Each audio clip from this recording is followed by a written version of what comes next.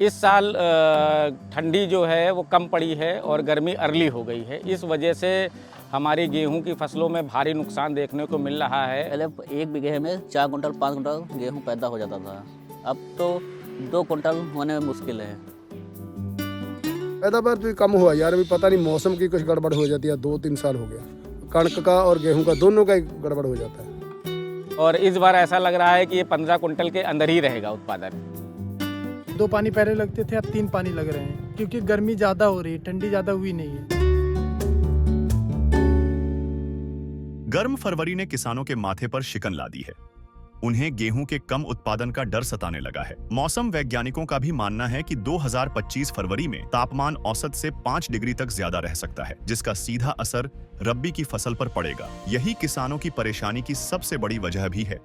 जिस हिसाब से ठंडी होती थी उस हिसाब से पैदावार अच्छी होती थी, अब ठंडी कम होने लगी है, कोहरा भी कम पड़ता है, तो उससे कोहरे की वजह से गेहूं की फसल बहुत बेकार हुई चली जा रही है, गेहूं बढ़ नहीं पा रहा है। देश में सबसे ज्यादा गेहूं पैदा करने वाले राज्य उत्तर प्रदेश के किसान अमित वर्मा ने इस बार 1 एकड़ में ही गेहूं बोया था, लेकिन जनवरी में कम सर्दी और फरवरी की गर्मी देखकर वह परेशान है। इस साल ठंडी जो है वो कम पड़ी है और गर्मी अर्ली हो गई है। इस वजह से हमारी गेहूं की फसलों में भारी नुकसान देखने को मिल रहा है और गर्मी की वजह से आलू की फसल भी इस बार जल्दी पक्के तैयार हो गई है।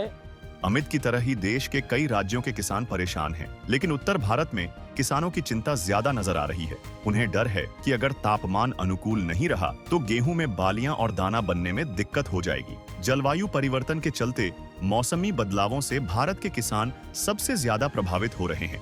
इससे पहले भी गर्मी फसल को झुलसा चुकी है।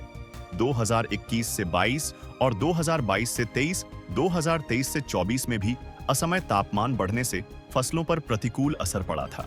चीन के बाद भारत दूसरा सबसे बड़ा गेहूं उत्पादक देश है और कई देशों में गेहूं का निर्यात भी करता है, लेकिन मौसम की मार का ही असर था कि साल 2022 में घरेलू मांग को पूरा करने के लिए गेहूं के निर्यात पर रोक लगानी पड़ी। गेहूं निर्यातक अजय गोयल भी इस बार वक्त से पहले आती गर्मी से चिंतित हैं। उनका कहना है कि यदि इसी तरह गर्मी रही तो उत्पादन कम होगा, जिससे हम अपनी घरेलू मांग को ही पूरा नहीं कर पाएंगे। निर्यात तो दूर की बात है। एक्सपोर्ट तो बैंड है, एक्सपोर्ट तो हो ही नहीं रहा है 2 साल से। देश में इतनी खपत है कि एक्सपोर्ट क्या करेंगे, यहीं पर बहुत जरूरत है और एक्सपोर्ट तो बैंड है।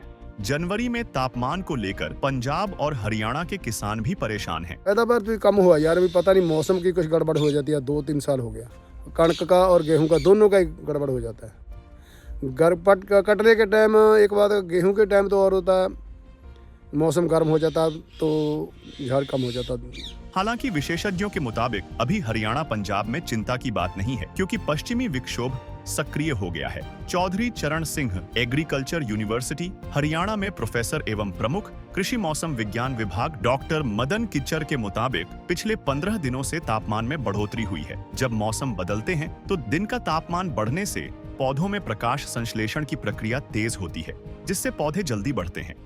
क्योंकि दिन का तापमान बढ़ता है तो हमारे फोटोसिंथेसिस एक्टिविटी बढ़ती है, प्रकाश संश्लेषण बढ़ता है तो ग्रोथ बढ़ती है क्रॉप की। परंतु रात का तापमान बढ़ने के कारण रेस्पिरेशन बढ़ती है, तो उसके कारण जो ड्राई मैटर होता है वो कम हो जाता है। परंतु टेम्परेचर बढ़ना क्रॉप के लिए अच्छा तो नहीं होता, परंतु अभी जो तापमान है वो अभी तक क्रॉप को कोई ज्यादा नुकसान नहीं कर पाएगा। मौसमी उतार चढ़ाव से इस साल गेहूं की पैदावार कितनी प्रभावित होगी, यह फरवरी से मार्च की परिस्थितियां तय करेंगी। लेकिन आने वाले वर्षों में गेहूं की पैदावार घटने के पूरे आसार नजर आ रहे हैं। पिछले कुछ डेकेड से हम बोल सकते हैं कि क्लाइमेट में काफ़ी चेंजेस आ रही हैं। जो रेनफॉल पैटर्न्स हैं वो बड़े चेंज हो रहे हैं और मानसून वेरिएबिलिटी बढ़ गई है।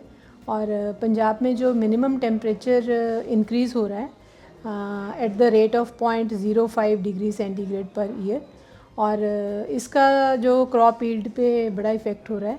और यही वजह है कि year to year crop yield में बहुत फ्लक्चुएशंस हमें देखने को मिल रही हैं।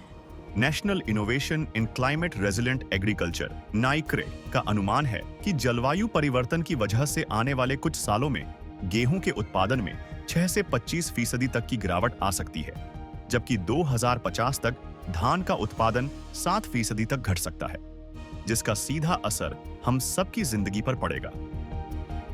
न्यूज़ पोर्टली के लिए थमीर कश्यप की रिपोर्ट।